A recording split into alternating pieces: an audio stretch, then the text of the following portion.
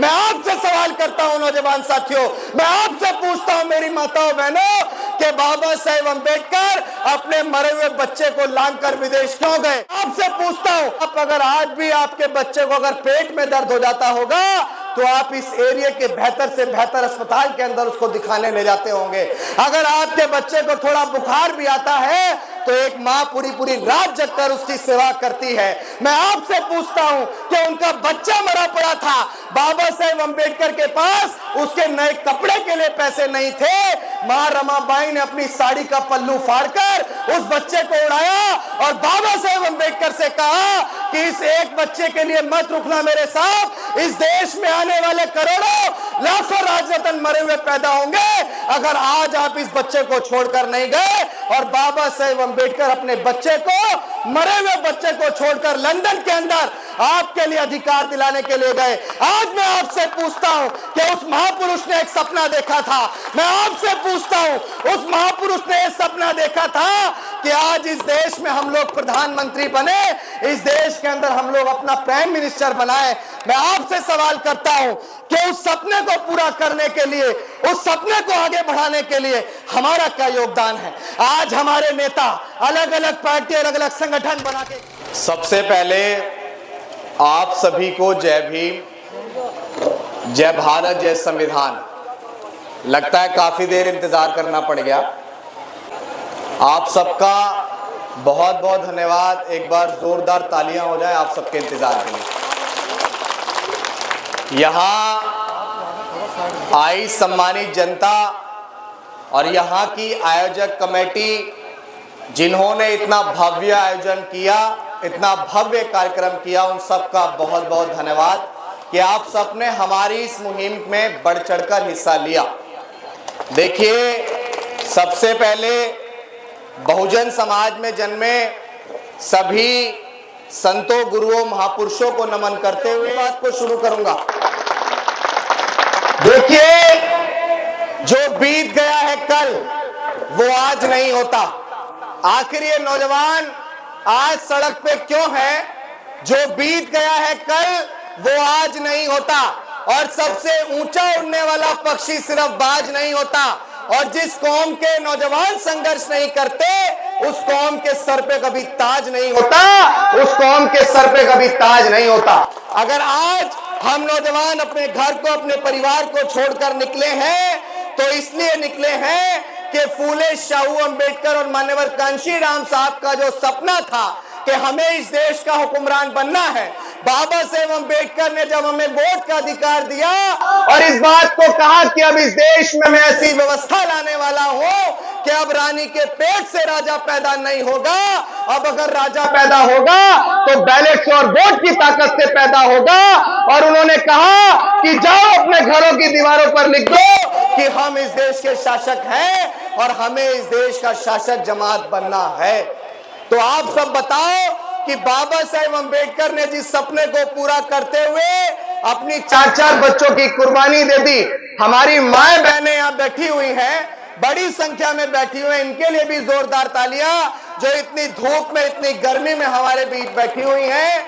इस मातृ शक्ति का बहुत बहुत धन्यवाद। क्योंकि बाबा साहेब अंबेडकर एक और कहते थे कि मैं किसी समाज या किसी भी देश की उन्नति प्रगति उस समाज की, उस देश की महिलाओं की उन्नति प्रगति से मापता हूं। तो अगर हमारे समाज की महिलाएं उन्नति प्रगति नहीं कर पाएंगी तो हमारा समाज भी कभी उन्नति प्रगति नहीं कर पाएगा। तो आज बराबर का हिस्सेदार और भागीदार बनने के लिए, इस प्रोग्राम में बढ़ चढ़कर हिस्सा लेने के लिए मेरी मातृशक्ति को भी मैं शीश झुकाकर नमन करता हूं और धन्यवाद देता हूं। देखिए, ये बहुत जरूरी बात है जिस बात के साथ मैं आपके बीच हूं और आप सभी लोग सोशल मीडिया के माध्यम से, यूट्यूब, फेसबुक के माध्यम से ये देख रहे होंगे कि काफी लंबे समय से हमने अपने घर को छोड़कर इस सड़क को अपना घर बना लिया है, इस शहर को, इस गांव को, कस्बों को अपना घर बना लिया है, गली कूचे और नुक्कड़ चौराहों को अपना घर बना लिया है। और मान्यवर कांशीराम साहब और डॉक्टर बाबा साहेब अंबेडकर के सपने को पूरा करने के लिए हमने अपने परिवार को छोड़ दिया है, अपने घर को छोड़ दिया है और समाज को अपना घर मानते हुए आपके बीच लगातार चल रहे हैं। मेरी माओ बहनों से मैं पूछना चाहता हूं कि मां रमाबाई डॉक्टर बाबा साहेब अम्बेडकर की पत्नी, बड़े ध्यान से आप मेरी बात सुनना, कि डॉक्टर बाबा साहेब अम्बेडकर की पत्नी मां रमाबाई जब बाबा साहेब अम्बेडकर इस शोषित वंचित समाज के लिए संघर्ष कर रहे थे, जब इस शोषित वंचित समाज को अधिकार देने के लिए संघर्ष कर रहे थे, जब इस देश में वो व्यवस्था चलती थी कि अगर पति मर जाता था तो पति को उसके साथ सती हो जाना पड़ता था, जब इस देश में वो व्यवस्था चलती थी, जब इस देश में कोई तबका सुबह शाम घर से बाहर नहीं निकल सकता था, जब इस देश का कोई तबका शिक्षा हासिल नहीं कर सकता था, जब इस देश का कोई तबका जिस तालाब में पशु पानी पी सकते हैं उसमें पानी नहीं पी सकता था, जब इस देश में एक तबका गले में हांडी और पीछे झाड़ू लटका कर चलता था, उस समय डॉक्टर बाबा साहेब अम्बेडकर जिस परिवर्तन के लिए लड़ाई लड़ रहे थे, उनकी पत्नी मां रमाबाई दूसरों के घरों में झूठन मांजती थी, दूसरों के घरों में चौका बर्तन करती थी, दूसरों के यहाँ उपले पाती थी, और उससे जो पैसा हासिल होता था उस पैसे से अपने बच्चों थी। और बाबा साहेब अम्बेडकर इस देश के सबसे बड़े और सबसे जाने पहचाने देश अमेरिका के अंदर और विश्व विख्यात यूनिवर्सिटी कोलंबिया यूनिवर्सिटी के अंदर जब पढ़ाई पढ़ रहे थे तो उनको भी अपने पैसे भेजने का काम करती थी। मेरी माओ बहनों, मैं आपसे पूछना चाहता हूं कि उस मां ने किसके लिए त्याग किया, उस मां ने किसके लिए समर्पण किया? अरे जिसका पति विदेश में पढ़ता हो, जिसका पति पढ़ लिख कर 32 डिग्रियां हासिल करता हो, जिसका पति विश्व रत्न कहलाता हो, जिसके पति ने इस भारत के संविधान का निर्माण कर दिया, उसके पास कोई कमी रह सकती थी क्या? आप मुझे बताओ हाथ उठा के कि क्या उस पत्नी के पास, उस मां के पास कोई कमी रह सकती थी? लेकिन उसने आपके बच्चों का बेहतर भविष्य बन सके, आपके बच्चे आईएएस, आईपीएस, पीसीएस, जज, डॉक्टर, बैरिस्टर, कलेक्टर, इंजीनियर बन सके, आपके बच्चे विधायक, सांसद बन सके, आपके बच्चे मुख्यमंत्री, प्रधानमंत्री बन सके, आपके बच्चे बहुत अच्छी घड़ी पहन सके, आपके बच्चे बहुत अच्छे कपड़े पहन सके, आपके बच्चे बहुत बेहतर और स्वतंत्रता और आजादी के साथ जीवन जी सके। इसलिए उस मां ने अपने 4-4 बच्चों की कुर्बानी दे दी। उसका बच्चा घर में मरा पड़ा था और बाबा साहेब अम्बेडकर विदेश जा रहे थे गोलमेज सम्मेलन के लिए। मैं आपसे सवाल करता हूं नौजवान साथियों, मैं आपसे पूछता हूं मेरी माताओं बहनों, कि बाबा साहेब अम्बेडकर अपने मरे हुए बच्चे को लांघकर विदेश क्यों गए? मैं आपसे पूछता हूं कि जिस मां ने, आप अगर आज भी आपके बच्चे को अगर पेट में दर्द हो जाता होगा तो आप इस एरिया के बेहतर से बेहतर अस्पताल के अंदर उसको दिखाने ले जाते होंगे। अगर आपके बच्चे को थोड़ा बुखार भी आता है तो एक माँ पूरी रात जगकर उसकी सेवा करती है। मैं आपसे पूछता हूं कि उनका बच्चा मरा पड़ा था, बाबा साहेब अम्बेडकर के पास उसके नए कपड़े के लिए पैसे नहीं थे, मां रमाबाई ने अपनी साड़ी का पल्लू फाड़कर उस बच्चे को उड़ाया और बाबा साहेब अम्बेडकर से कहा कि इस एक बच्चे के लिए मत रुकना मेरे साथ, इस देश में आने वाले करोड़ों लाखों राजरत्न मरे हुए पैदा होंगे अगर आज आप इस बच्चे को छोड़कर नहीं गए। और बाबा साहेब अम्बेडकर अपने बच्चे को, मरे हुए बच्चे को छोड़कर लंदन के अंदर आपके लिए अधिकार दिलाने के लिए गए। आज मैं आपसे पूछता हूं कि उस महापुरुष ने एक सपना देखा था, मैं आपसे पूछता हूं उस महापुरुष ने एक सपना देखा था कि आज इस देश में हम लोग प्रधानमंत्री बने, इस देश के अंदर हम लोग अपना प्राइम मिनिस्टर बनाए। मैं आपसे सवाल करता हूं कि उस सपने को पूरा करने के लिए, उस सपने को आगे बढ़ाने के लिए हमारा क्या योगदान है? आज हमारे नेता अलग अलग पार्टी, अलग अलग संगठन बना के काम करते हैं। आज हमारे नेता 1,35,000 से ज्यादा रजिस्टर्ड संगठन बनाने के लिए काम करते हैं। उस महापुरुष ने कहा कि शिक्षित बनो, संगठित रहो और संघर्ष करो। हम लोग शिक्षित भी हुए, हम लोग संघर्ष भी कर रहे हैं, लेकिन संगठित होने के नाम पर हम लोग 1,35,000 से ज्यादा संगठन बनाए जा रहे हैं। अगर हम इस उत्तर प्रदेश की बात करें, इस उत्तर प्रदेश के अंदर इस बहुजन समाज ने कभी 4-4 बार सरकारें बनाई। मान्यवर कांशी राम साहब ने अपना घर, परिवार, सुख चैन सब कुछ छोड़ दिया और इस उत्तर प्रदेश के अंदर उन्होंने 4-4 बार सरकार बना के दी। आज उस समाज की ये हालत क्यों हो गई है? आज उस समाज की वो हालत क्यों हो गई है कि आज इस उत्तर प्रदेश के अंदर जब कभी ये कहा जाता था कि कोई अनाड़ी भी खड़ा हो जाएगा तो बहुजन समाज पार्टी की सीट से जीतकर लखनऊ की विधानसभा के अंदर पहुंच जाएगा। मेरा आपसे सवाल है कि आज वो बहुजन समाज पार्टी जीरो क्यों हो गई है? आज उस बहुजन समाज पार्टी का एक भी सांसद और विधायक क्यों नहीं है? तो वो इसलिए नहीं है क्योंकि हम लोग अपने घमंड और अपने एटीट्यूड में मस्त हैं। मैं खुल के कहता हूं कि हमारे नेताओं ने इस मूवमेंट को बढ़ाया, इसमें कोई दो राय नहीं है, लेकिन हमारे नेता ही उस जीरो पे आने के सबसे बड़े जिम्मेदार हैं। इस बात को भी मैं खुले मन से कहता हूं। बाबा साहेब अंबेडकर के बाद जब बाबा साहेब अंबेडकर हमें वोट का अधिकार देके गए तो उस वोट की वैल्यू मान्यवर कांशी राम साहब ने बताई नहीं बताई, मेरे बड़े बूढ़े मंच पे हैं, आप सब ने मान्यवर कांशी राम साहब का वो दौर देखा होगा कि किस तरह उस महापुरुष ने अपने घर परिवार को छोड़कर, सुख संपत्ति को छोड़कर इस सोए हुए समाज के लिए आज जीवन अविवाहित रहे, कोई बैंक बैलेंस नहीं रखा और इस समाज को अपना घर मानते हुए डॉक्टर बाबा साहेब अंबेडकर को सपने को पूरा करते हुए अपने घर को छोड़ दिया। क्या यातनाएं, क्या संघर्ष मान्यवर कांशी राम साहब का रहा होगा, आप जानते हैं। ये समाज मान्यवर कांशी राम साहब अगर नहीं होते तो डॉक्टर बाबा साहेब अंबेडकर को इस उत्तर भारत के अंदर कभी जान नहीं पाता, उनकी मूवमेंट को कभी जान नहीं पाता। तो आज इस मौके पर जब हम जय भीम करते हैं तो जय भीम के साथ जय कांशी राम भी आपको करना पड़ेगा, क्योंकि अगर कांशी राम आपके बीच नहीं आते तो जय भीम आप नहीं कह पाते, और अगर आप जय भीम नहीं कह पाते तो आज आप भारतीय संविधान के लिए जागरूक भी नहीं होते। मैं आपसे एक कहता हूं कि आज जिस मूवमेंट को हम आगे बढ़ा रहे हैं, ये मिशन हमारे पुरखों का मिशन है, ये आंदोलन हमारे पुरखों का आंदोलन है। और हमारा सिर्फ यही रास्ता नहीं है कि आज हमारी बहन बेटी के साथ कहीं शोषण हो गया, कहीं बलात्कार हो गया तो चलो डीएम कार्यालय का घेराव करेंगे, चलो किसी मिनिस्ट्री का घेराव करेंगे। अरे कहीं हमारे भाइयों को मूछे रखने पे मार दिया जाता है, हम फिर आंदोलन करते हैं। हमारी महिलाओं के साथ बलात्कार होते हैं, फिर आंदोलन करते हैं। हमें कहीं जाति के नाम पे मार दिया और पीट दिया जाता है, हम फिर आंदोलन करते हैं। अरे आजादी के 78 साल बाद आज तक हम आंदोलन ही तो करते आए हैं। अरे बाबा साहेब अंबेडकर ने जो कहा था कि हमें इस देश का 21वीं सदी में शासक जमात बनना है, वो जमात हम लोग कब बनेंगे, वो सपना हम लोग पूरा कब करेंगे, उस सपने को पूरा करने के लिए संघर्ष हम कब करेंगे। मैं आज इस मन से कहता हूं कि मैं किसी पार्टी संगठन का नुमाइंदा नहीं हूं, मैं कोई पार्टी संगठन बनाने आपके बीच नहीं आया हूं। मैं आपके बीच, मन्ने बहन जी को कितने लोग जानते हैं, हाथ उठा के बताओ। मैं आपसे सवाल करता हूं कि आज के दौर में एक नवनिर्वाचित सांसद एडवोकेट चंद्रशेखर आजाद, वो भी समाज की लड़ाई लड़ रहे हैं। ईमानदारी से इस बात को बताना कि क्या अलग अलग बिखर के हम किसी भी सपने को पूरा कर सकते हैं, मेरा आपसे सवाल है।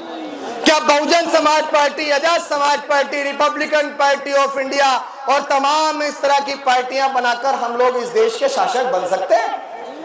मैं आपसे पूछता हूं कि इस देश में एक ऐसी पार्टी जिसको हम लोग भारतीय जनता पार्टी के नाम से जानते हैं, वो भारतीय जनता पार्टी जिसने हमारे समाज का कितना शोषण किया है, ये बात किसी से नहीं छुपी है। इस देश में उस पार्टी ने 15 सालों से राज किया है। वो एनडीए जैसा गठबंधन बनाकर इस देश की सत्ता पे काबिज होने का काम करती है। वो ऐसी व्यवस्था की पार्टी है जिसने हमारे ऊपर 6000 सालों से राज किया। अरे जब वो लोग गठबंधन कर सकते हैं, कांग्रेस पार्टी जिसने बाबा साहेब अंबेडकर को जीते जी सम्मान नहीं दिया, कांग्रेस पार्टी जिसने बाबा साहेब अंबेडकर को मरणोपरांत सम्मान नहीं दिया, अरे वो पार्टी इंडिया जैसा गठबंधन बनाकर संविधान के नाम पे वोट मांग सकती है और देश की सबसे मजबूत विपक्ष बन सकती है। तो आप सबके माध्यम से क्या मुझे अपने नेताओं से यह सवाल नहीं पूछना चाहिए कि जब दुश्मन एकजुट हो सकता है, तो जब आपकी उन्नति प्रगति का मार्ग की राजनीति है, तो आप लोग अंबेडकरवादियों का एक गठबंधन क्यों नहीं बनाते हो? तो आप लोग इस देश में शासक जमात बनने के लिए गठबंधन क्यों नहीं बनाते हो? क्या आपने कभी सुना है कि अंबेडकरवादियों का कोई गठबंधन बनाओ? अरे इस भोले भाले समाज के नाम पे कब तक राजनीति करोगे? अरे इस भोले भाले समाज के नाम पे कब तक अपने घर को भरने का काम करोगे? ये समाज आपसे दोनों हाथ जोड़कर निवेदन कर रहा है कि आज हमारा संविधान खतरे में है, हमारे महापुरुषों का वो आंदोलन खतरे में है, हमारे पुरखों की वो विरासत खतरे में है। अरे इसको मिलके बचा लो। और मैं यही कहूंगा कि जिस आंदोलन को लेके आपका भाई निकला है, वो आंदोलन बहुत सच्चा है, और बड़ी दुख तकलीफ के बाद इस आंदोलन को लेकर निकले हैं। हम नहीं चाहते कि इस देश में हम सिर्फ अपनी बहन बेटियों की इज्जत आबरू लुटवाते रहें। हम नहीं चाहते हैं कि कहीं हमें मूछें रखने पे मार दिया जाता है। हम नहीं चाहते हैं कि कहीं हमें पानी का मटका छूने पे मार दिया जाता है। यूं तो हम ताकतवर बहुत हैं, यूं तो हम कमजोर भी नहीं हैं, यूं तो हम किसी से डरते और घबराते भी नहीं हैं। लेकिन मेरे भाइयों, जब इस देश में भारत का संविधान नहीं बचेगा तो चंद चालाक लोग आपको फिर से गुलाम बना लेंगे। हम जब तक जीवित हैं गुलाम नहीं बनने देंगे। लेकिन साथियों, हम अमर भी तो नहीं हैं, मर के तो कभी जाएंगे। तो आप सोचिए कि आने वाली पीढ़ी का बेहतर भविष्य कैसे बनेगा। अगर संविधान नहीं होगा तो उनका बेहतर भविष्य कैसे बनेगा। तो जो लोग आज ये समझते हैं कि हम बहुत कमजोर हैं, किसी ने मुझसे बोला कि तुम्हारे लोग कब के बहादुर हुए थे। मैंने कहा भीमा कोरे गांव में हमने भगा भगा के मारे थे, हम तब भी बहादुर थे, हम आज भी बहादुर हैं और हम कल भी बहादुर रहेंगे। तो हमारी बहादुरी की मिसाल हमसे मत पूछिए। साथियों, मैं इस आंदोलन को लेकर जब भी दिल्ली के जंतर मंतर पहुंचूंगा, दोनों हाथ उठा के बताओ कि कौन कौन साथी चाहता है कि बहुजन समाज पार्टी और आजाद समाज पार्टी एकजुट होकर चुनाव लड़े। कौन कौन चाहता है कि इस देश में फूले शाहू अंबेडकर की विचारधारा का एक झंडा हो। जब हमारा दुश्मन एकजुट हो सकता है तो क्या हम एकजुट नहीं हो सकते हैं। तो आप सब बताओ मेरी माताओं बहनों, जब मैं दिल्ली के जंतर मंतर पहुंचूंगा तो आप दिल्ली के जंतर मंतर आओगे या नहीं आओगे। क्या मैं दिल्ली के रामलीला मैदान पहुंचूंगा तो आप आओगे या नहीं आओगे। मेरी माताओं बहनों, इस बात को याद रखना कि आप एक घर में कुम्हार की तरह होते हो। अगर आप अपने परिवार को चाहो तो मिट्टी का घड़ा भी बना सकते हो। अगर आप अपने परिवार को चाहो तो उसको बहुत बड़ा जग भी बना सकते हो। क्योंकि बाबा साहेब अम्बेडकर ने कहा है कि अगर एक पुरुष शिक्षित होता है तो महज अकेला पुरुष शिक्षित होता है, लेकिन अगर एक बेटी शिक्षित होती है, एक महिला शिक्षित होती है, तो उसके साथ साथ उसका परिवार और उसका पूरा समाज शिक्षित होता है। इसके लिए जीता जागता उदाहरण है आयरन लेडी माननीय बहन कुमारी मायावती जी। जब वो उत्तर प्रदेश की मुख्यमंत्री बनी तो इस समाज के अंदर जो आपको आंखें घूर कर देखते थे, उस समाज के बड़े बड़े अधिकारी भी माननीय बहन जी के जूते साफ करने का काम करते थे। तो एक महिला कभी कमजोर नहीं होती है। इस पुरुषवाद समाज ने महिलाओं को नीचे रखने का काम किया, लेकिन महिला आयरन लेडी मायावती जैसी भी हो, महिला इस देश में इंदिरा गांधी भी थी, महिला इस देश में कल्पना चावला भी थी, महिला इस देश में मां सावित्रीबाई फुले भी थी, और महिला इस देश में झलकारी बाई भी थी। तो इस बात को याद रखना कि आप कमजोर नहीं है। आपका बच्चा जिस आंदोलन को लेकर निकला है, वो आंदोलन आपके बच्चों के भविष्य को तय करेगा। वो आंदोलन आपके आने वाली पीढ़ी की सुख समृद्धि को तय करेगा। वो आंदोलन आपको बेहतर से बेहतर शिक्षा दिलाने को तय करेगा। इसीलिए जब हम दिल्ली के जंतर मंतर या कहीं भी पहुंचेंगे तो मेरी माओ बहनों, शीश झुकाकर हाथ जोड़कर आपसे नमन करता हूं कि अपने बच्चे को आशीर्वाद देने के लिए दिल्ली जरूर पहुंचिएगा। बहुत सारे नेताओं ने आपको बुलाया होगा, आप गए होंगे, लेकिन आज नेता नहीं, आपका बेटा आपको दिल्ली की ओर पुकार रहा है। कोई नेता आपको नहीं पुकार रहा है, कोई अभिनेता आपको नहीं पुकार रहा है। मेरे नौजवान साथियों, किसी पार्टी संगठन दल ने आपको बुलाया होगा, लेकिन आज सामाजिक परिवर्तन का आंदोलन आपको दिल्ली बुलाएगा। और आपसे निवेदन करूंगा कि ज्यादा से ज्यादा संख्या में आप मुझे बताओ कि समाज में कहीं भी शोषण हुआ तो आपके भाई ने क्या आपको पीठ दिखाने का काम किया। अगर कहीं हमें मूछें रखने पे मार दिया जाता हो तो क्या आपके भाई ने एसपी डीएम कलेक्टर की आंखों में आंखें डाल के बात नहीं की। अगर आपके मान सम्मान स्वाभिमान पे उत्तर प्रदेश ही नहीं, बिहार ही नहीं, राजस्थान ही नहीं, मुंबई ही नहीं, या पूरे देश में कहीं भी आपके ऊपर शोषण हुआ हो तो आपके भाई ने विरोधियों को अपने जूते से पानी पिलाने का काम किया है। मैंने आपके मान सम्मान को किसी भी परिस्थिति में झुकने नहीं दिया है। मेरे तमाम साथी जो अपने घर परिवार को छोड़कर निकले हैं, वो अपने पुरखों की विरासत को बचाने के लिए निकले हैं। अरे ये घमंड, ये जातियों का घमंड दिखाने से काम नहीं चलेगा। हमारे रहबर ने हमें एकजुटता के साथ रहना सिखाया। साथियों, 12 अक्टूबर को नागपुर के अंदर जिस धर्म को बाबा साहेब अम्बेडकर ने 14 अक्टूबर 1956 को अपनाया था और एक ऐसे धर्म को ठोकर मारने की काम किया था जो धर्म किसी को जन्म से नीच और किसी को जन्म से ऊंच मानता हो, उस धर्म को ठोकर मारने का काम किया था।